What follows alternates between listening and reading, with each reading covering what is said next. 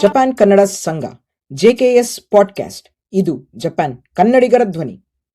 ಒಂದು ದೇಶದಿಂದ ಮತ್ತೊಂದು ದೇಶಕ್ಕೆ, ಒಂದು ಕನ್ನಡ ಸಂಘದಿಂದ ಮತ್ತೊಂದು ಕನ್ನಡ ಸಂಘಕ್ಕೆ ಇದೇ ಮೊದಲ ಬಾರಿಗೆ ಜಪಾನ್ ಕನ್ನಡ ಸಂಘ ಮತ್ತು ಶಾಂಘೈ ಕನ್ನಡಿಗರು ಒಂದೇ ವೇದಿಕೆಯಲ್ಲಿ ಒಂದಾಗುತ್ತಿದ್ದಾರೆ.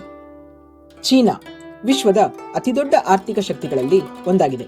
ಆದರೆ ಚೀನಾದಲ್ಲಿ ಉದ್ಯೋಗದ ಅವಕಾಶಗಳು ಹೇಗಿವೆ, ಅಲ್ಲಿನ ಕೆಲಸದ ಸಂಸ್ಕೃತಿ ಹೇಗಿದೆ, ವಿಶ್ವದಲ್ಲಿ ಕನ್ನಡಿಗರ ಜೀವನ ಹೇಗಿದೆ, ಈ ಎಲ್ಲಾ ಪ್ರಶ್ನೆಗಳಿಗೆ ಉತ್ತರ ನೀಡಲು ನಮ್ಮೊಂದಿಗೆ ಇಬ್ಬರು ವಿಶೇಷ ಅತಿಥಿಗಳು ಆಗಮಿಸುತ್ತಿದ್ದಾರೆ. ಶಾಂಘೈ ಕನ್ನಡಿಗರ ಪ್ರಮುಖ ಸದಸ್ಯರಾದ ಶ್ರೀ ವಿಠಲ್ ಮಾಲ್ಯ ಮತ್ತು ಶ್ರೀ ಮಹೇಶ್ ಗೌಡ ಅವರು ತಮ್ಮ ನೈಜ ಅನುಭವಗಳು, ಸವಾಲುಗಳು, ಅವಕಾಶಗಳು ಹಾಗೂ ಚೀನಾದಲ್ಲಿ ಕನ್ನಡಿಗರ ಬದುಕಿನ ಕಥೆಗಳನ್ನು ನಮ್ಮೊಂದಿಗೆ ಹಂಚಿಕೊಳ್ಳಲಿದ್ದಾರೆ. ಉಡುಪಿ ಜಿಲ್ಲೆ ಮೂಲದ ಶ್ರೀ ವಿಠಲ್ ಮಾಲ್ಯ ಅವರು ಮೆಕ್ಯಾನಿಕಲ್ ಇಂಜಿನಿಯರ್ ಹಾಗೂ MBA ಪದವೀಧರರು. ಕಳೆದ ಸುಮಾರು 20 ವರ್ಷಗಳಿಂದ ಚೀನಾದ ಶಾಂಘೈಯಲ್ಲಿ ವಾಸವಾಗಿದ್ದು ಉತ್ಪಾದನೆ, ರೈಲ್ವೆ, ತೈಲ ಹಾಗೂ ಅನಿಲ ಸೇರಿದಂತೆ ಹಲವಾರು ಅಂತಾರಾಷ್ಟ್ರೀಯ ಯೋಜನೆಗಳಲ್ಲಿ ಕಾರ್ಯನಿರ್ವಹಿಸಿದ್ದಾರೆ. ಭಾರತದ ಹೆಮ್ಮೆಯ ಸ್ಟ್ಯಾಚ್ಯೂ ಆಫ್ ಯೂನಿಟಿ ಯೋಜನೆಗೆ ಸಂಬಂಧಿಸಿದ ಉತ್ಪಾದನಾ ಕಾರ್ಯಕ್ರಮಗಳಲ್ಲಿಯೂ ತಮ್ಮ ಅಮೂಲ್ಯ ಕೊಡುಗೆಯನ್ನು ನೀಡಿದ್ದಾರೆ. ಚೀನಾದ ಸಂಸ್ಕೃತಿ, ಜೀವನ ಶೈಲಿ ಮತ್ತು ಅಭಿವೃದ್ಧಿಯನ್ನು ಹತ್ತಿರದಿಂದ ಕಂಡಿರುವ ಅವರು ತಮ್ಮ ಅನುಭವಗಳನ್ನು ನಮ್ಮೊಂದಿಗೆ ಹಂಚಿಕೊಳ್ಳಲಿದ್ದಾರೆ.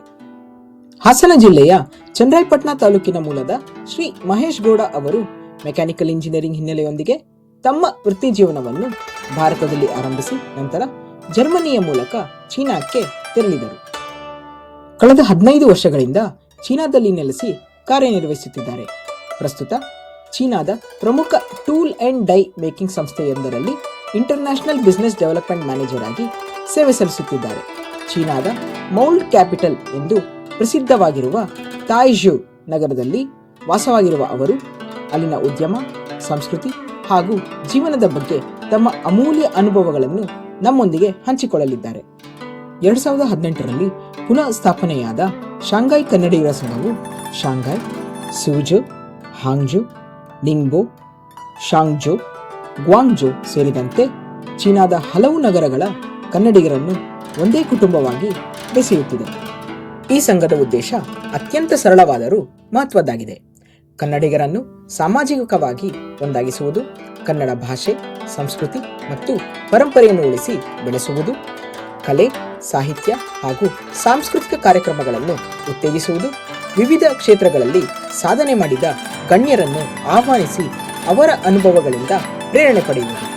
ಕಳೆದ 8 ವರ್ಷಗಳಿಂದ ಭಾರತದ ಶಾಂಘೈ ಕೌನ್ಸುಲೇಟ್ ಜನರಲ್ ಕಚೇರಿ ಈ ಸಂಘದ ಯುಗಾದಿ ಹಾಗೂ ಕನ್ನಡ ರಾಜ್ಯೋತ್ಸವ ಕಾರ್ಯಕ್ರಮಗಳಿಗೆ ನಿರಂತರ ಬೆಂಬಲ ನೀಡುತ್ತಾ ಸಕ್ರಿಯವಾಗಿ ಭಾಗವಹಿಸುತ್ತಿದೆ.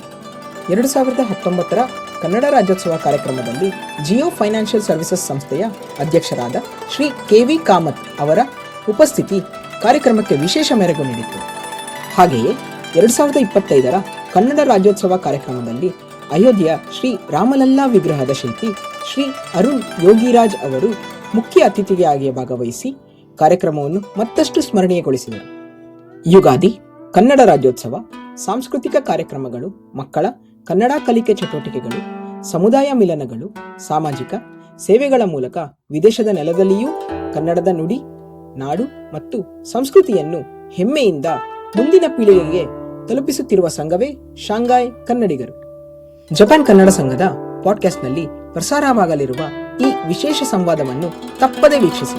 ನೀವು ವಿದ್ಯಾರ್ಥಿಯಾಗಿರಲಿ, ಉದ್ಯೋಗ ಹುಡುಕುತ್ತಿರುವ ಯುವಕರಾಗಿರಲಿ ಅಥವಾ ವಿದೇಶದಲ್ಲಿ ಜೀವನ ಕಟ್ಟಿಕೊಳ್ಳಲು ಆಸಕ್ತಿ ಹೊಂದಿರುವವರಾಗಿರಲಿ, ಈ ಕಾರ್ಯಕ್ರಮ ನಿಮಗಾಗಿಯೇ.